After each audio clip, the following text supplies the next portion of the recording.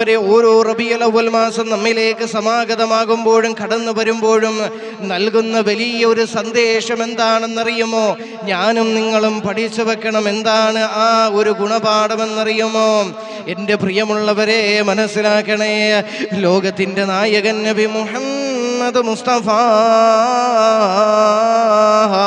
സല്ലല്ലാഹു അലൈഹി വസല്ലമ തങ്ങളുടെ ആ പ്രവാചകൻ നബി മുഹമ്മദ് മുസ്തഫ സല്ലല്ലാഹു അലൈഹി വസല്ലമ തങ്ങളുടെ ജന്മം കൊണ്ട് അനുഗ്രഹീതമായ പരിശുദ്ധമായ റബീഉൽ അവ്വൽ മാസത്തിലാണ് ഞാനും നിങ്ങളും ഇന്നിവിടെ നിലകൊള്ളുന്നതെങ്കിൽ ഈ മാസമുണ്ടല്ലോ, ഈ പൊൻസുദിനമുണ്ടല്ലോ പ്രിയമുള്ളവരെ, നമുക്ക് നൽകുന്ന ഒരു വലിയ ഗുണപാഠമുണ്ട്. എന്തെന്നറിയുമോ? അല്ലാഹുവിൻ്റെ വിശുദ്ധമായ ഖുർആൻ അവിടുന്ന് പറഞ്ഞതുപോലെ